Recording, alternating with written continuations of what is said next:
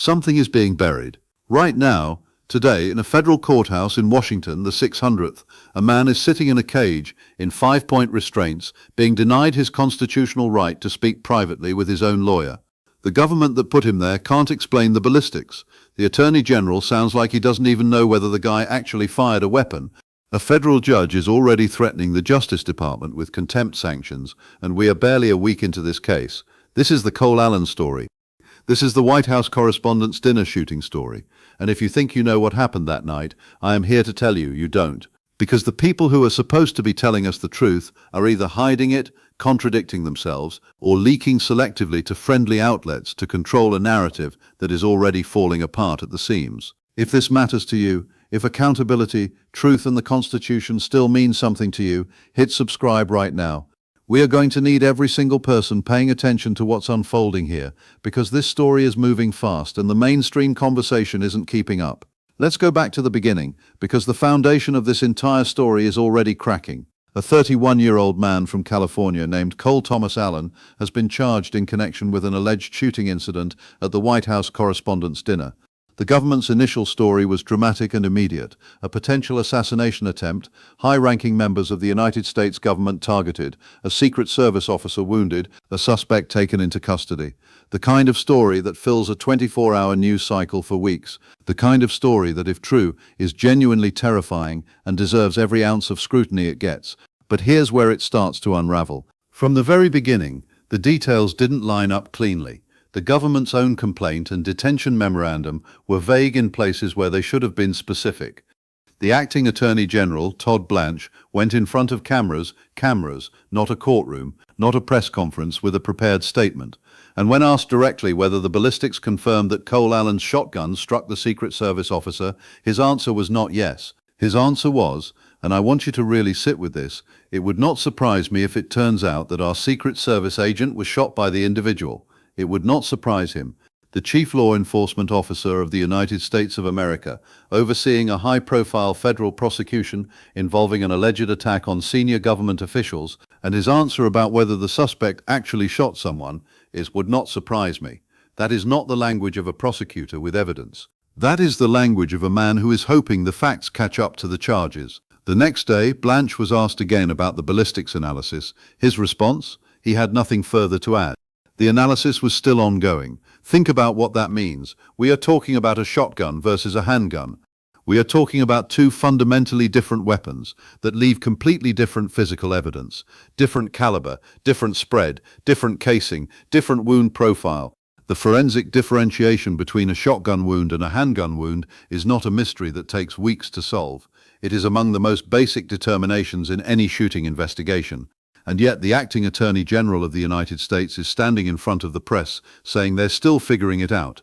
Either the investigation is being deliberately slow-walked, or the evidence doesn't say what the government needs it to say. Now let's talk about what a federal judge has already done in this case, because this is not speculation. This is on the court docket in black and white for anyone willing to look.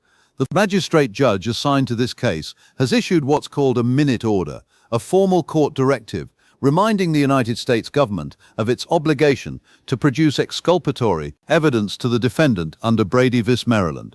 For those who don't know, Brady material is a foundational concept in American criminal law.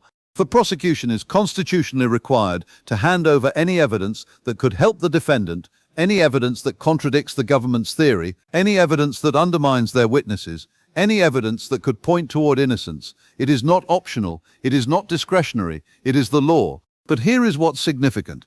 This magistrate judge didn't just assume the government would follow the law, they put it in writing. They issued a formal order warning that failure to produce Brady material in a timely manner may result in sanctions, and they listed those sanctions explicitly: exclusion of evidence, adverse jury instructions, dismissal of charges, contempt proceedings. The judge put every tool available on the table and said in plain language, do not play games with this. That kind of order, issued that early in a case before a trial date is even set, before most discovery has even begun, is not routine. Judges do that when they have reason to believe the government might not follow the rules on its own. And given this administration's track record, given the pattern of federal prosecutions under this DOJ, where exculpatory evidence has been withheld, cases have been weaponized, and legal norms have been treated as inconveniences, the judge had every reason in the world to put the Trump Justice Department on notice from day one. This is a magistrate judge essentially saying, I know how you operate, I've seen what you do, and I am telling you right now, in this case in front of the record, that I am watching. That is extraordinary. That is a federal judge sworn to uphold the Constitution, looking at this administration and deciding that a formal warning was necessary before they'd even had the chance to hide the first document. And the Trump DOJ has already given this judge reason to be concerned, because Cole Allen's attorneys have already had to file an emergency motion just to speak with their own client. Let me be very clear about what happened with Cole Allen's access to his lawyers, because this isn't a procedural footnote, this is a direct, documented violation of the Sixth Amendment of the United States Constitution. On April 28th of this year, attorneys from the Federal Public Defender's Office attempted to meet with Cole Allen at the D.C. jail. They were there ahead of a major detention hearing, a hearing that would determine whether this man would be held without bail while the government builds its case against him. That meeting, that private attorney-client meeting, is not a courtesy. It is a constitutional right. It has been a constitutional right in this country for over 200 years. What happened instead was this. Allen's lawyers were made to wait for nearly an hour without explanation. When they were finally permitted to see their client, they were not taken to a private attorney room, the kind of room that exists in every correctional facility in this country, specifically to protect the confidentiality of legal communications. Instead, Cole Allen was placed in a locked cage in 5-point restraints, and his lawyers were seated in an open lobby with correctional staff present, with other attorneys present, where anyone standing nearby could hear the conversation. They were given one phone, a single handheld device with reportedly low audio quality, through which to attempt a privileged legal conversation in a setting that was anything but private. When the defense team asked the captain on duty for an explanation, they were told it was administrative, at the direction of the warden, not because Allen had done anything wrong, not because he had violated any jail policy, administrative, as if the Constitution is subject to administrative override. His lawyers then documented something that should stop every American cold. In all of Washington, the 600th history as a jurisdiction, with all of its high-profile defendants, people charged with terrorism, espionage, insurrection, murder, none of them, to defense counsel's knowledge, had ever been denied a private legal consultation in this manner. Not one. This has never happened before, and it is happening now to a man charged in a case that the government itself is using to drive a political narrative. The emergency motion was filed, the court reviewed it, and the magistrate judge granted it immediately, ordering the D.C. Department of Corrections to permit Allen and his defense team unrestricted, confidential legal visits for the duration of the case. The Trump administration lost that motion before the detention hearing even started, and they still walked into that courtroom claiming they had a slam-dunk case. Now let's get to the heart of why this story matters beyond the courtroom. Let's talk about what the evidence actually shows, or more precisely, what it doesn't show, because the Washington Post did something important here. They brought in forensic analysts, not talking heads, not opinion columnists, forensic audio analysts and forensic video analysts, the kind of experts who testify in federal court, who reconstruct crime scenes for a living, who understand the technical and scientific dimensions of ballistic events in ways that most of us don't. These are the people you hire when you need to know the truth, not when you need to build a narrative. And here is what those experts found when they reviewed the available surveillance footage. There was no visible indication that Cole Allen fired his weapon, let that land. The government has charged this man with an attack on senior U.S. officials, claimed a Secret Service officer was wounded in connection with this incident, and the forensic analysis of the video shows no indication that Allen discharged his shotgun. Now, to be fair, and journalism demands fairness even when the facts are ugly, absence of evidence on video is not the same as evidence of absence. Surveillance footage has limitations. Angles matter. Lighting matters. Resolution matters. These analysts are not claiming with absolute certainty that Allen never fired, but they are saying, based on the best available visual and audio evidence, the footage does not support the government's version of events. One analysis concluded that to the extent any weapon was discharged in the encounter, it was most likely a Secret Service officer's weapon, that the injured officer was most likely struck by friendly fire from law enforcement on the scene. Then, hours after the Washington Post published that analysis, NBC News ran an exclusive. Their sources, described as 3 law enforcement officials familiar with the case, said that investigators had determined the Secret Service officer was in fact struck by gunfire from the suspect, not friendly fire, Allen's shotgun. Case closed, sources say. But here is the problem with that NBC story, and it's a problem that should make any serious journalist uncomfortable. Those sources are anonymous. They are officials from within the government that is prosecuting this case. They have every incentive in the world to push back on a forensic analysis that undermines their charges. And the fact that this counter-narrative emerged specifically in response to the Washington Post's forensic reporting, not as a proactive disclosure, not in a court filing, not in a press conference with any supporting evidence, tells you something about the nature of that leak. That is not transparency. That is damage control. There's a second layer to this story that cannot be separated from the legal proceedings, and it would be journalistic malpractice to ignore it. This alleged incident did not occur in a political vacuum. Within days of the arrest, the Trump administration was already using this event as a rhetorical weapon, and not subtly. The White House moved to push through taxpayer funding for what has been described as a golden ballroom renovation, leveraging the security concerns raised by this incident. Efforts were made to suppress and criminalize the No Kings protest movement, with this event cited as justification. The administration began publicly suggesting that this incident may have somehow inspired James Comey, the former FBI director, who has been a persistent thorn in this administration's side.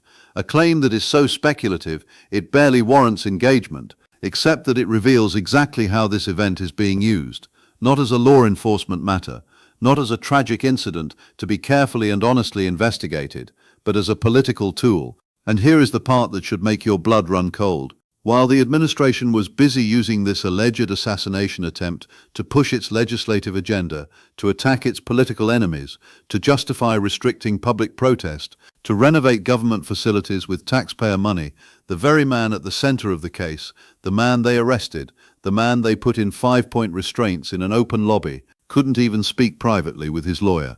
They needed this story. They needed the optics of a thwarted attack. They needed an enemy. And they needed that enemy behind bars and silence before anyone could complicate the narrative.